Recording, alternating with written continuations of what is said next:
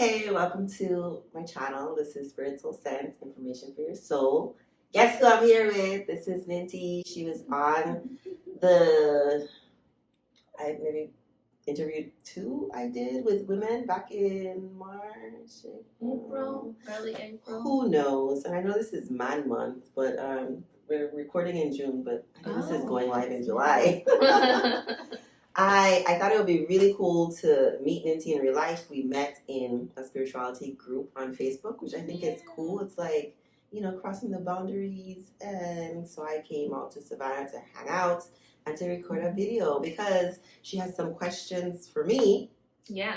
Questions for me. Which I think is a fun, interesting thing to do because I don't really like doing interviews on my channel anyway. I really like having conversations, and so we have like conversations outside of like recording, but also thought maybe we should record something. Yeah, we should. Yeah, we should record something, and I think folks would enjoy it. Mm-hmm. So book here with questions that I think are going to be interesting and spark good conversation between us. So thanks for having me. I am excited to do this. I'm excited to ask Cherise some of these questions. I think they're going to be great conversation starters for topics that are very important right now with everything that's going on. So we'll jump right into it. Yeah. So the first question I had for you, Cherise, is what are some tips you might have for someone who wants to build a community of sisterhood? Good luck. So we've talked about best of luck to you. Making friends. We've talked about like being an adult, like we're out of high school. Yes. Like authentically connecting with women. It's not easy. It's not easy. And it's funny you mentioned high school because it's like after you come out of high school, if it was ever easy then, it's definitely not easy now. It kind of felt easier in high school. Yeah. I mean, in high school, I kind of floated around to different friend groups because I never felt like I didn't fit in. But I think in retrospect, I did that because none of the groups really fed me in the way that I needed in friendship. I really tagged on to like one person mostly in my life. I just find that extrovert. Yeah, that's interesting. Yeah. So you're more versatile. Yeah. So I have my friends are so different. Like I just have so many different kinds of friends. That's different something ages I had to work on. Too. Yes, I hang out with 60-year-olds. Yes. 70, I recently put a cap on my age limit because I found myself hanging out with a lot of elders, and I'm like, can I have some friends my age? Yeah, and so like in building sisterhood, girl, I don't know, girl. Good question. It is a good question. Even if it's just like one or two tips on how to get started, because I feel like there are a lot of people like us who have no friends and they want to find maybe just one or two. Okay. So, I have two tips, right? The first is be the friend that you want, right? Yeah. Be the friend that you're looking for. Yeah. So if you're like looking for somebody who is interested in talking about deep topics or interested in spirituality, then you need to actually be that person, reading the books, doing the things. Yeah. And then I think it's really important to be vulnerable. Yeah. And like, what does the vulnerability even mean? It's like putting yourself out there, transparency, not knowing if things are going to work out. Mm-hmm. So like, I made a post in the group that we're in. Did I ask about friends or? I don't know. I think I was like open to connect. I was like open to connecting with ladies, hoping to meet you all. And then people responded. Women responded. I mean, a number of women responded, and you're not the only person that I connected with initially, but you're the only person who stuck. And so I feel like, okay, what went right there? I think I had the openness, and you also had the openness. Yeah. And so if you're big, like, I think for things to be lasting, friendships to be lasting, both people have to be, like, interested in it. Yeah, and interested. Yeah. And then understanding that that's not everybody, and it's okay. It's right? Because there's like different levels of friendship and interacting. Yeah. But I'm also planning this activity for the same group, and why hasn't anybody shown it? I'm like offended. Yeah. I don't know why sometimes it's hard to get us to come together and do something positive. But I will say those are great tips. Yeah. It's definitely important to find a like-minded community. So if you're adventurous, you're probably gonna want to be looking for people in the adventurous pool. Right. And so technology, I think you have questions about technology, but I feel like the Facebook is 12 years old. Like Facebook is so young. Like Facebook hasn't been around that long. Oh my goodness. I don't know, but take advantage of technology. Because there's so many different ways to meet people now. Yeah, some of my best friends, even like Sharice, meeting someone that isn't local is because y'all a know I live in benefit of Atlanta. social media. Me in Savannah with the creepy willow trees. Yeah. So this is our first time meeting. Yeah. It kind of feels like we met already. Yeah, it did. When I saw you, I was like, nice. Oh, we just met. Yeah, like this is our first time. But it felt like we already talked. Yeah. So that's one of the benefits of social media. Right. You can have more options. Yeah. What are some reasons why a community is important right now for Black women? So when I first moved to the States, I felt like I didn't have the best understanding of what it was like to be Black in America. Mm-hmm. And so one of the places I looked for education was Black women, because of like the hierarchy of access to power and status, and like they're lower, not in real life, but in the hierarchy of what is America. At the bottom of the bar. Yeah. And so having that perspective, I think, gives a lot of insight, because then you have to think about, you don't really have a choice if you want to navigate being successful in America as a Black person, specifically as a Black woman. You have to just know so much about everybody else. And so we just know. Yeah, you have to know the game. And you have to know everybody else. Yeah. So I think it's a very unique experience. Yeah. And when spaces are for Black women only, I don't like exclusive spaces. It's like hard with like, we're spiritual beings and we're all like the same. Yeah. I balance that with like, but it's actually different being Black. Yes, it is. We look different and we are different. And people treat us differently because of how we look. We're treated differently. Yeah. And so it creates a unique experience such that spaces that are safe for Black women typically only have Black women in them. That's true. You're just not gonna hear like typically crazy, off the wall, invalidating, subliminal, from groups where there's just Black women in them. And so if for any Black woman in America, I think those are really important. Yeah. Because otherwise it's just like, when do you ever get to exhausting. be yourself? Yeah. And that is exhausting. Yeah. I even think about like, I do see people for therapy, right? If you're looking to have sessions with me, I do spiritual life coaching. I do not do therapy with anyone who's found me on YouTube or social media, because I'm very serious about the work that I do. But I think I'm specifically marketing myself to Black people, and so even when I connect with my ideal client is a Black woman who may or may not be an immigrant, but has like a different experience, and just I think the freeness to be able to talk about hair and skin, and it's because it's so different. And I think for me, like my third therapist. My second therapist too, I wanted somebody culturally relevant. Yeah. She's from Jamaica. But even like my next therapist, I'm like, I want to be a Black woman because there's just some things I don't want to explain. Apart. That's what makes it exhausting, because you're constantly having to explain your hair. You're constantly having to explain why I talk like this. It's exhausting. Yeah. My first two therapists, they were white women. Mm-hmm. My therapist now is mulatto, so she knows both sides. That's what she tells me. She knows both sides. And does she call herself mulatto? Or no, I think she said mixed. Okay.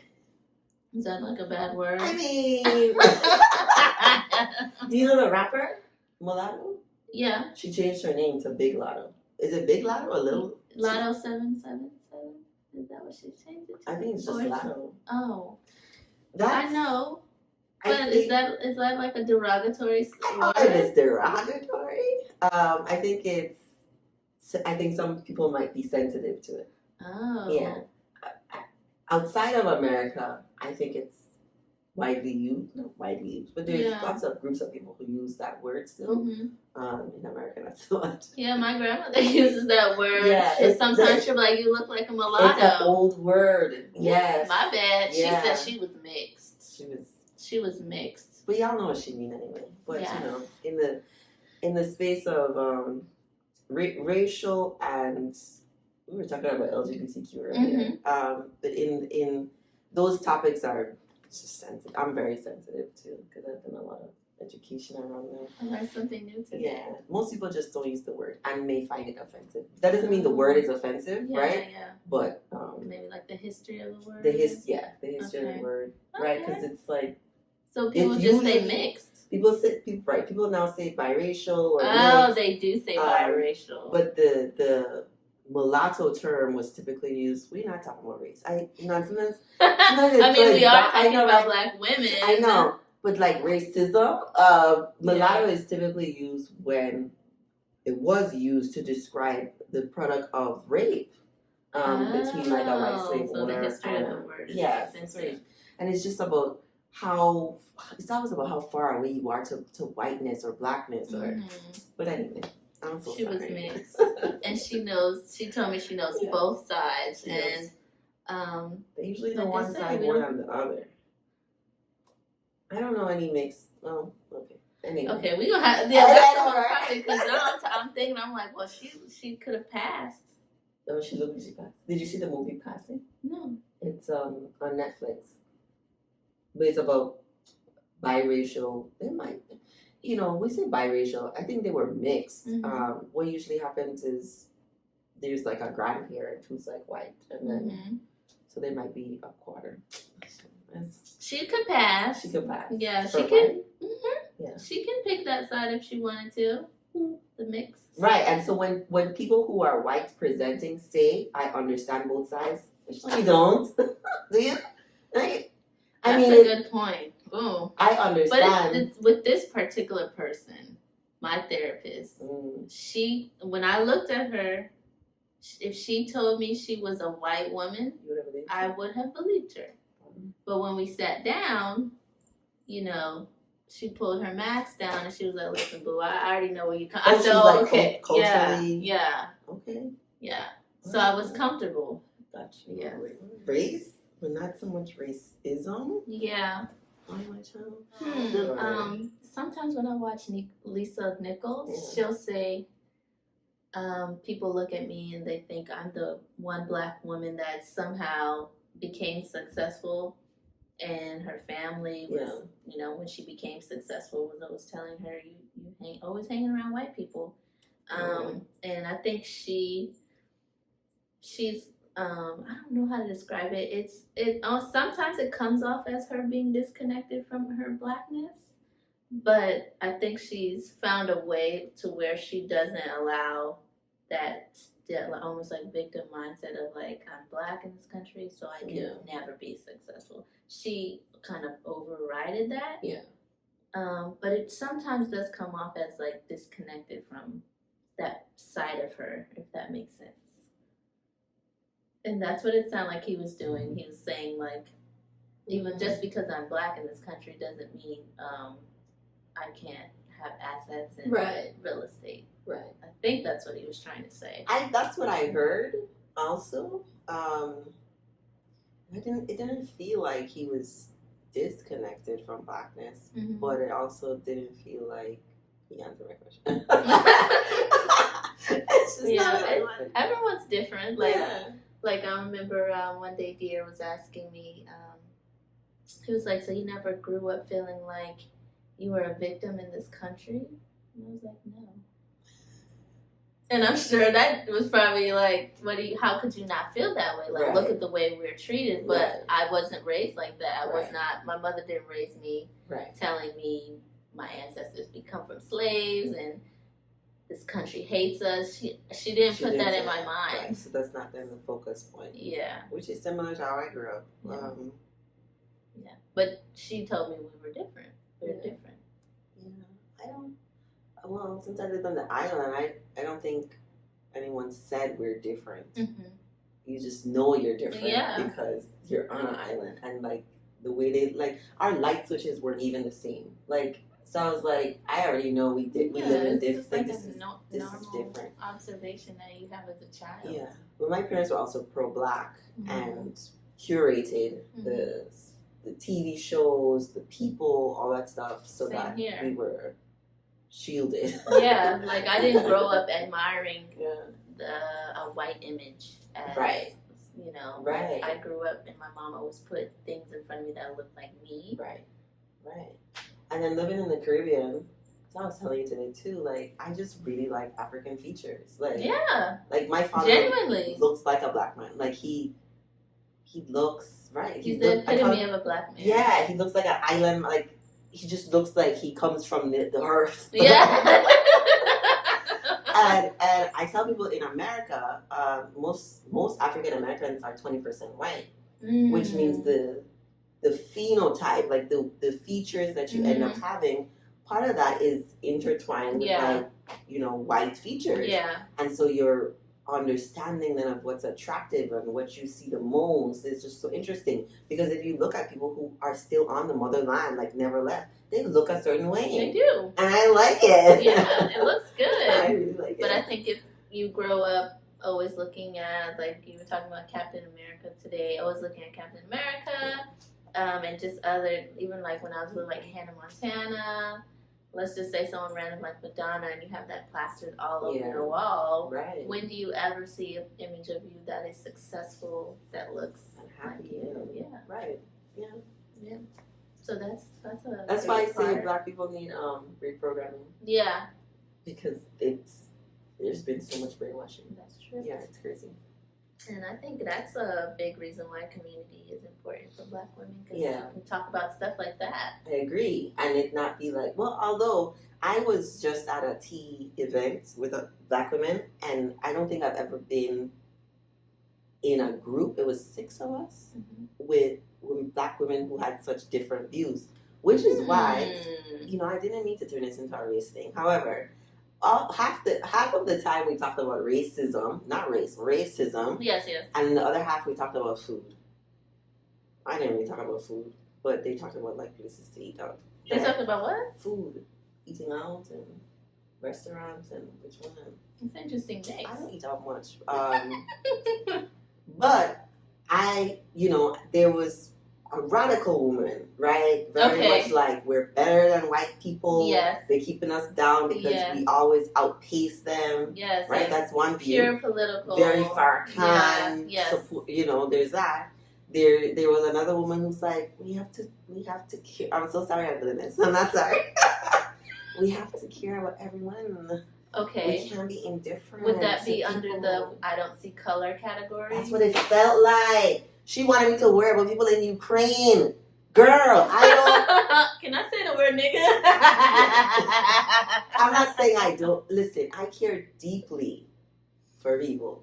Oh, yeah. But I don't have the energy to stress about white people in Ukraine. I stopped caring when I saw stuff saying that they weren't letting the people who look like me get to safety. Racism is worldwide. Some things are worse than others, right? This is like a war crisis that we see them having the racism, but it was all good. Yeah. It was there. I saw a video of a black lady talking about how Black people do need to care about what's going on in Ukraine because the war influences us in America.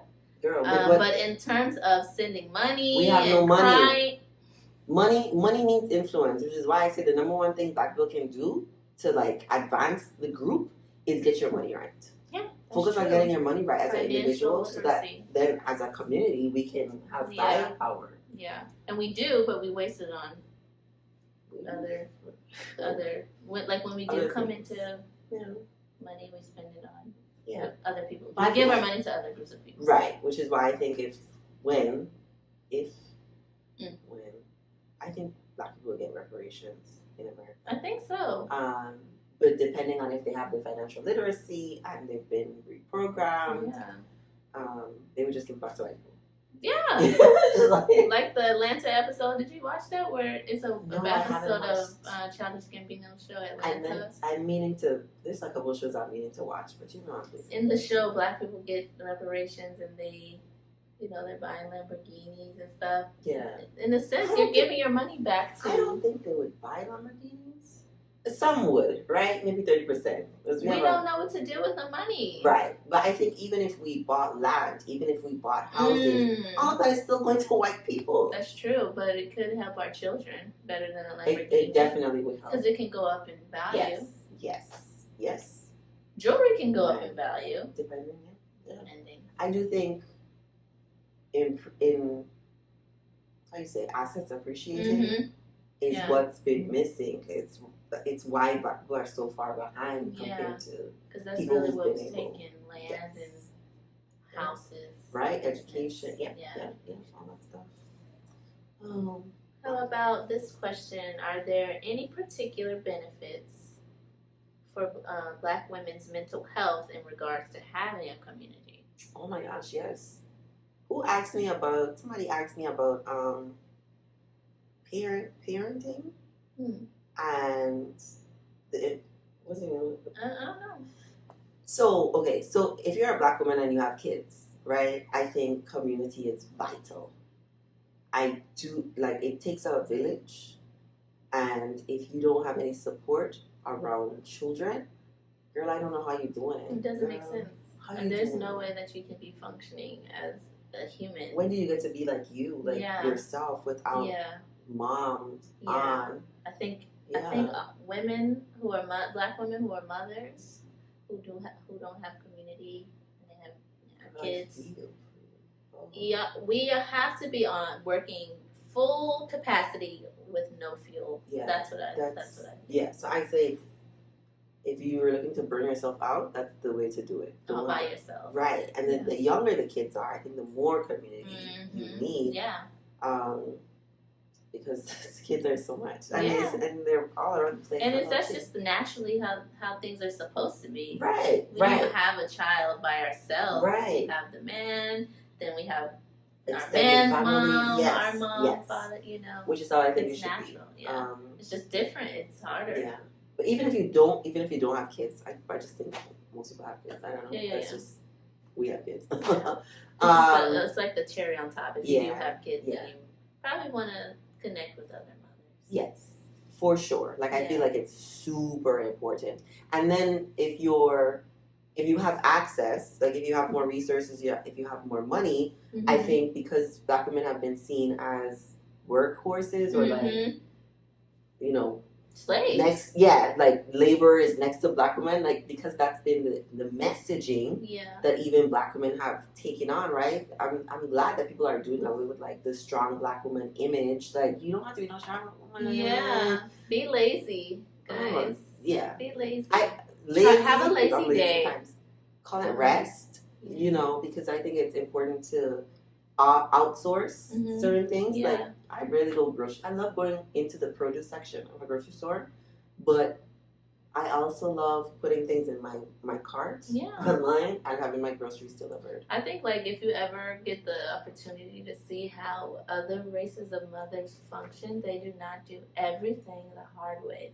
Yes, you don't have to do everything. That's it. Yeah, and I think it's not like black women are trying to be white women or something. No. I think it's just a strategy to embrace ease. Stop going the hard route. You don't have to burn yourself out to do anything. Don't do it all yourself. Yeah. I just think it's not really possible. It's not realistic. Yeah, and it's not necessary anymore. It's not necessary anymore. Even though I don't live close to most of my family, I have a lot of emotional support. I have financial support if I need it. My son is right now in St. Croix, and I'm in Georgia still. Yeah. I feel like having options is just... it's important. It's important for your mental health. Yeah.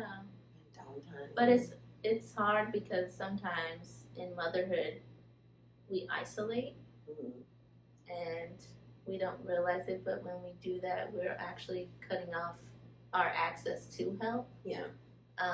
But it's difficult because isolating comes with mental health. sometimes. Right. It's isolating. Right. It's overwhelming.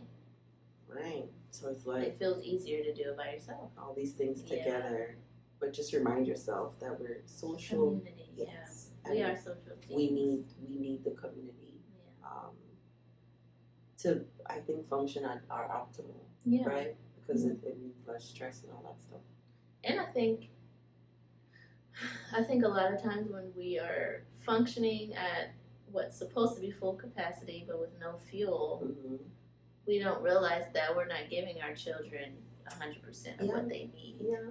It's better to ask for help. Yeah. Agreed. And we already tend to feel like we're doing a bad job. So that's mothers in general. I think whether you're a stay-at-home mom, whether you're a working mom, whether you're a CEO mom, like I think it just never really feels like you're doing enough. Yes.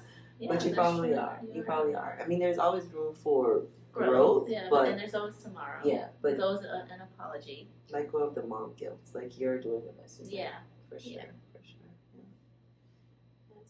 Yes. Is social media destroying the community-based mentality? Do you think that is? I don't think social media in itself is destroying. Yeah. I do say I hate social media, Instagram in particular. Mm-hmm. It's not that I hate it. I hate the way people use it.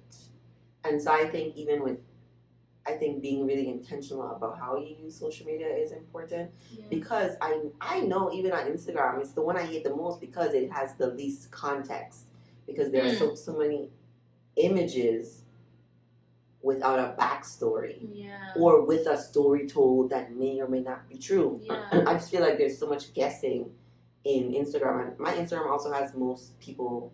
My personal Instagram is I know the people, but on Instagram there's so much access to people we don't know in real life, and so we're getting their highlight reel or their filtered version or fantasy or fantasy version, which I don't know, in a way it's fine, but it's why I don't like it, because I feel like it's not authentic. I just feel like it's not real.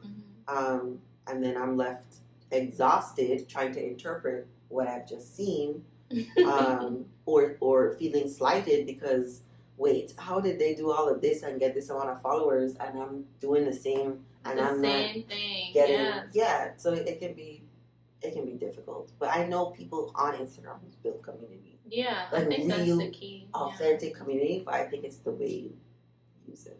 Like the Black Sisterhood group that we're in. I think one of the admins said they started 2 years ago. They have like, is it 10,000 people in the group? Why did I feel like it was a group that just started? Yeah.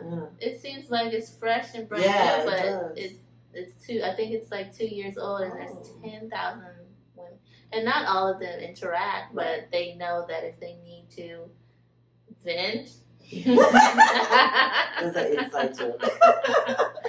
that they can, and no one's gonna be like, and people will respond. People are gonna respond. And give support. Even the ones, because I think, was there a lady talking about bipolar in there? Even her post in all caps. It was received. It was received, and people gave really real, which is why I like real responses. Yeah. Give me a real response. Yeah. She asked a real question about medication and bipolar, and people gave real responses. Yes, not nicey, not spiritual nicey, not judgmental. They were like, girl. Yeah. And we don't know each other right, but I thought they gave really good advice. Yeah, I like that. Which I think starting groups, very niche groups on social media is that's where technology meets good intention, creates actual community. It keeps it human. Although nobody's responding to my get together. Yeah, no one wants to come to Sharice's. Maybe it's the $10 parking. That would dissuade me a bit. Did you put that in there? Oh yeah, take it out. But I don't want them to be surprised. They'll get there and we'll work it out. Then I was thinking maybe we should pick a spot that doesn't require paid parking. Yeah, I wouldn't put that in there. Because people are like, oh, I have to spend money and I have to travel, and they're just not and you have to look. snack. Okay, I'll tell Because I'm planning to redo the flyer. Never tell them you have to spend money; they won't come. Maybe we should go to Piedmont Park instead of. Oh yeah. Piedmont is really nice. I ain't fighting parking over there. They probably do too, and then they have to pay for it. They don't. They Piedmont scroll. is free though. Oh, okay. Yeah. Right, yeah. You I just think have to find parking. Yeah. I did a almost like a experiment. So one morning I posted that I'm offering free tarot readings because I do tarot, and I had 8 people say like, yes, I want one. The next day I said I was offering $5 tarot readings, and no one responded. No one, because they don't want to spend money. That's why some people they'll lure you in first. They won't say nothing about money, and then once they've got you reeled in, then they say, "Oh, this price." Yeah, that makes sense. I'm just thinking about what I sell. Yeah. There's definitely it's a numbers game, and I'm thinking about doing a course. Right? Why is that exhausting? It's like you have to sell people. Yes, you have to sell people. But like I do academic coaching for the licensing exam for psychology. Yeah. And so maybe for every 10 interests I get, 4 follow up, like that's nice. Right, 4 follow up, but then maybe 2 out of the 10 actually pay. Yeah. For a session, right? That's true. Yeah. Which is I'm thinking of like in selling the course that I'm going to create. You need a big audience. I'm already exhausted thinking about it. Just like, because I'm gonna make a workbook and modules and record videos for it. I love how a lot of Black women are so business and entrepreneurial minded. I think that's cool. Nice. Yeah, I think that's a new thing. It is. Booming. I think it's definitely peaked, which is why who was it? Goldman Sachs invested like millions of dollars into like Black women's business. Yeah, a lot of money. People were mad. I have to look into that. That sounds like something I'd like to know. Sounds like a Black Lives Matter type of thing. It's definitely a good thing. Yeah, lots of people are invested in Black business. Yeah. Well, for popularity, maybe more than genuine. Yeah. I'll take it though. It's a capitalistic opportunity. Yeah, but I'm gonna take it. And the last question I have is that are people forgetting that social media is not real life? Oh, and you kind of said that. Did they even know it wasn't real to begin with? But you also said that they post the fantasy version of themselves online. So I think. Sorry, go ahead. I was gonna say I had a friend who told me that when she met me, she was like, "Oh, the person that you look like online, when I meet you in person, that's the person." She says a lot of times she'll see someone online, and then when she meets them in person, it's not the same person. Not in their looks, just in how they present themselves. Yeah, it's not the same. A lot of people who create content online are introverts. That's true. Even the person who created Facebook, if you look at him, he's not social at all. He's not social. So like maybe that's one piece of it. Yeah. But I do think a lot of people are pretending. Yeah, I do like think you that. said, it's fantasy. They're performing, they're doing what gets the likes because if you didn't know, likes are definitely an ego boost. Yeah, dopamine. Yeah, you gotta turn on one of those, right? I got 10,000 views on one of my reels. I was like, ooh, this feels good. Yeah. 10,000 people? It's like if you have 10,000 people in a room, just watch you do your 10-second reel. I can't even imagine. Yeah, so it's it's a boost. Yeah. And so when I see people create, TikTok is one of the. I describe TikTok as walking into a Walmart on a Saturday afternoon. It's just everything is on there. It's so bad. It's so bad. I don't mean to sound judgmental, but like I do feel like people pretend for the likes. They find something that does well, and maybe it's not exactly what they wanted to do, but they're after that. Yeah, they found a niche that is easy It's for them to rewarding. do. Yeah. I think that happens a lot in the spiritual group. I rant about that online all the time. Like what? Like, this is trendy. Oh, like tarot. Tarot. Sound bowls, sage, crystals. It's so pretty. It's trendy. People are doing it. They don't actually do it when they're off camera, but people are doing it on camera. It looks cute. Someone's scrolling on their phone. They see that. They like it. It's so popular that you just accumulate, so much attention from it. But in real life, you're not about that. It's very popular. I've been very hesitant to record my rituals because, and I heard this. I know the older generation, if they heard that, they would want to slap. But they'd be like, "Why are you putting your altar online?" I'm like, I don't know. I felt good about it. I wanted to share. I think Evelyn from the internet said she wanted to record a video on self-care, but then she's like, but if I record the video on self-care, is it still self-care? Because now it's like work. Now you're performing. Now the camera is there. Yeah. So like I think I have like a morning routine, my gratitude routine. Maybe I did like a full moon routine? I don't know. Because like my full moon or new moon routine, they're not like off limits. It's just that it's so meaningful to me. Yeah, you gotta be in the moment. That I don't want no camera on me. Or even like I'm thinking of like I have sage. I sage. I've never saged on my channel. Yeah. Right? It is. But looking at your channel, if I met you in person, I would think that she probably has stage at her house, right? Yeah. That's like seeing your channel and being like, oh, she's like very holistic and thoughtful and educated, and then meeting you in person and you're like shallow. Can you imagine? You don't listen when people are talking to you. That's disappointing. That would be. Yeah. So, what was the last question? Are people forgetting that social media is not real life? Yeah. Because you can be successful in real life and have 300 followers on social media. Right. How followers don't necessarily equate to success. Yeah, a lot of celebrities who are successful, like people like Kendrick Lamar and Childish Gambino, they have a lot of followers, but they're not on that app. Right. But they're still successful. Yeah, the way social media has us in a chokehold. Yeah, it's like a chain. It's connected from you on your phone. But you're taking a social. Well, I think this will come out in July. But, you're taking a break from social media. I am.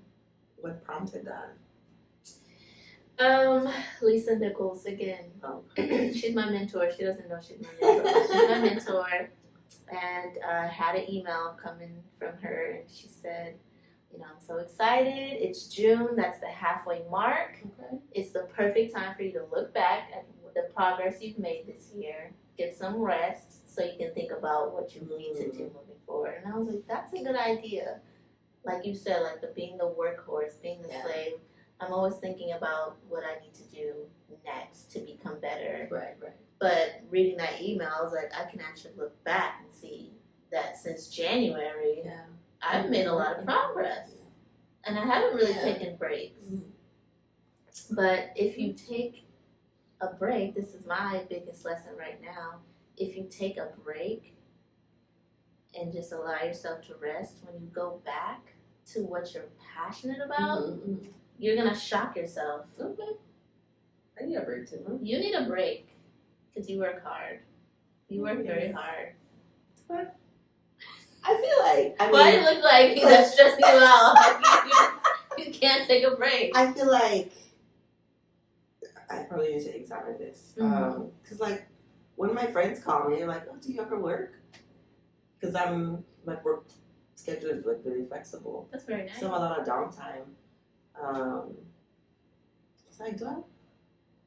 I think so. I guess you I work a lot. upload like a new video. It feels like every week. And that itself That's is like work. That's a lot of mental work. Like 2 days a week. I have like That's a lot.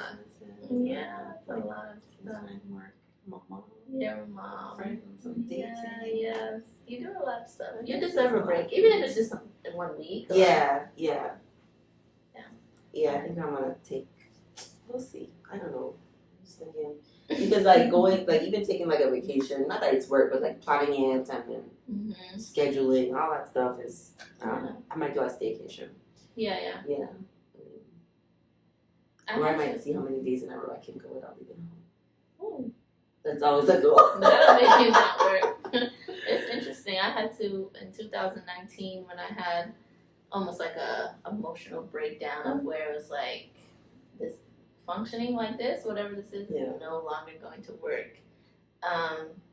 It took me some time, but I had to reprogram myself on not being so hungry or so in that masculine side of things that I forget about the femininity, which is being receptive and resting.